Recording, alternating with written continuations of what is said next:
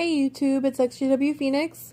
I just wanted to share something with you guys, an experience of mine when I was new to being disfellowshipped. I was probably out of it for about a year, probably a little over a year, maybe 2 years, but probably a little less than 2 years. I was out of the Jehovah's Witness cult, and I was dog sitting for a lady who lived kitty corner to my parents' house. Anyway, long story, I was working for this lady, and I would dog sit and house sit for her and everything. And that was always really hard for me when I had to do that still, because it was right, kitty corner to my parents' house, and I could see their house, and I grew up in that house, and my family is right there, and I couldn't talk, well, they wouldn't talk to me. And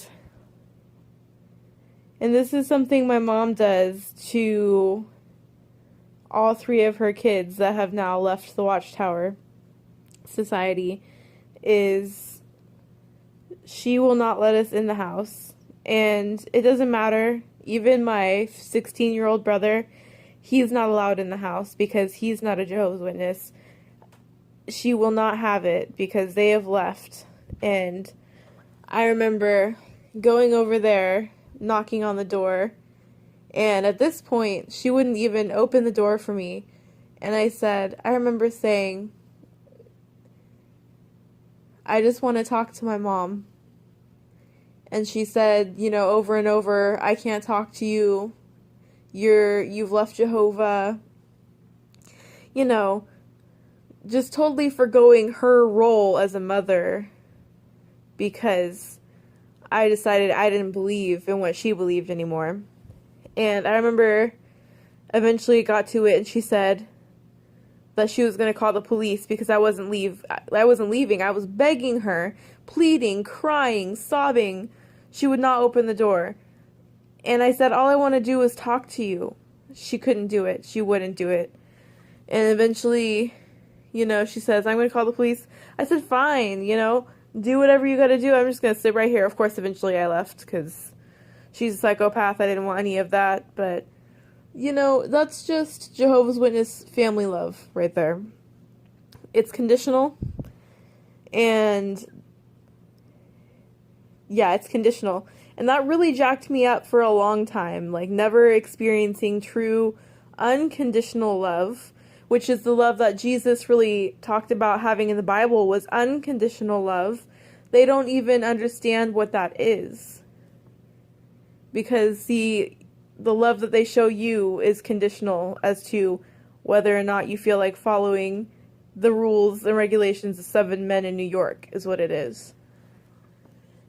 And I just remember, I kind of get away from it now because I've been out for a little over 7 years. But back then, that was just like a knife.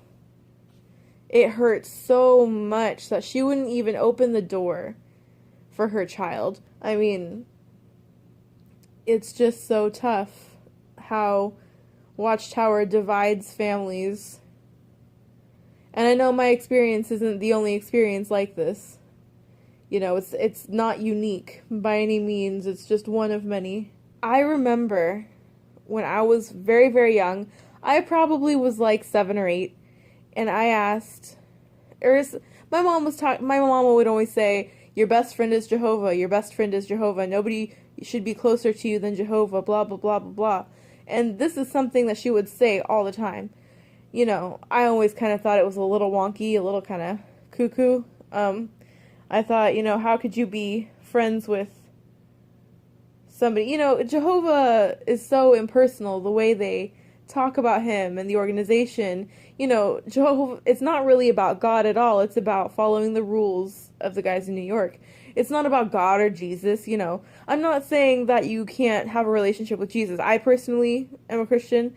I'm not saying everybody has to, but they totally take away, a Christian, has a relationship with Jesus, and they do, confide in Jesus and pray, but, so maybe she was saying like that, you could have a relationship with Jehovah, he should be your best friend.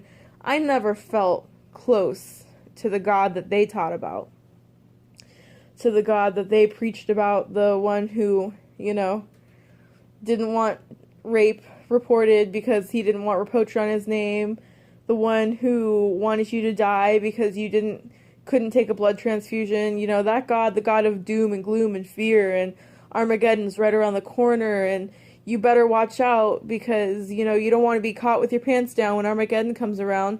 It's like the Red Scare. Oh, watch out, I don't know. Anyway, I'm getting off on a tangent.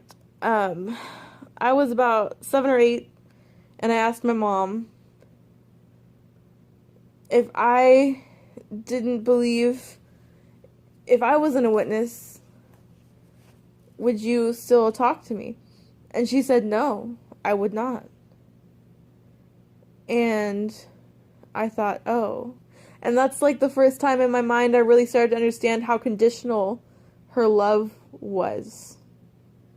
And it's not normal, it's not healthy. Till this day I have issues. I'm constantly paranoid. If somebody's in my life too long, if somebody hangs around in my life for a while, I'm just terrified they're either going to leave me, they're going to shun me, they're going to, if that doesn't happen in my brain, I start thinking, oh my gosh, they're gonna die or something, because I just don't have the experience of people sticking around very long because of my experiences with Jehovah's Witnesses. Anyway, that's my experience, conditional Jehovah's Witness love. Thanks for watching, you guys, and I will see you later.